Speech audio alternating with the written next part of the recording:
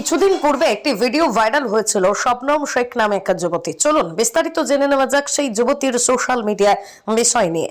অযোধ্যা রাম মন্দির উদ্বোধনে সামিল হওয়ার জন্য মুম্বাই থেকে পায়ে হেঁটে অযোধ্যা যাত্রা করেছেন শবনম শেখ নামে এক মুসলিম যুবতী। সংবাদ মাধ্যমের খবরে সর্বত্রই হইচই পড়ে গেছে। বর্তমানে আলোচনার অবস্থান করছেন সেই বিষয়টি নিয়ে।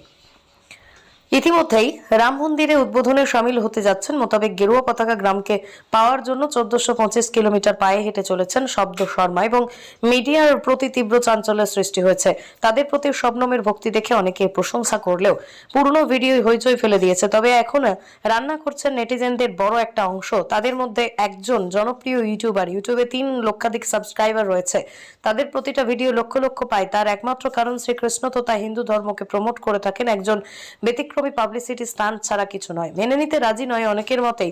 কার্যত হিন্দু ধর্মাবলম্বী বন্ধের কারণ আল্লাহ ছাড়া অন্য কারোর ইবাদত বা উপাসনা করতে পারে না, কিন্তু এই জায়গায় সরাসরি প্রতিষ্ঠার ক্ষেত্রে সবকিছু করে চলেছেন। আর যদি হয় তাহলে অনেক সময় ছিল যে তার উদাহরণ রয়েছে, কাউকে ধোঁকা দিয়ে সেকুলার বাজার দরকার পড়ে না। তবে অন্য একটা অংশের মধ্যে সবচেয়ে ভালো হয় যদি শবনম হিন্দু ধর্ম গ্রহণ করে নেন, তাহলে আর কোনো সমস্যা হয় না।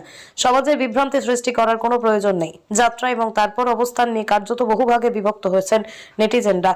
মুসলিম কমেন্টসে পাওয়া যায় তাতে মন্তব্য তাকে শরমে সোশ্যাল মিডিয়া চ্যানেল গেটটা শবনমকে মুসলিম বলা মুশকিল, কেননা হিজাব পরে মুসলিম দাবি করো, মূর্তি পূজা অশ্লীল নৃত্য ইসলামের অপমান, মুসলিমের পরিচয় হতে পারে না। অনেকের মন্তব্য শবনমের যুবকের সাথে দীর্ঘদিনের প্রেম শবনমের অজন্তা যাত্রা শুভ মস্তিষ্ক প্রসূত কার্য হতে পারে না। সবকিছুর পরেও এখন সোশ্যাল মিডিয়াতে এখন দেখা যাক অযোধ্যা রাম মন্দির উদ্বোধনে গিয়ে তার ভূমিকা কি হয়।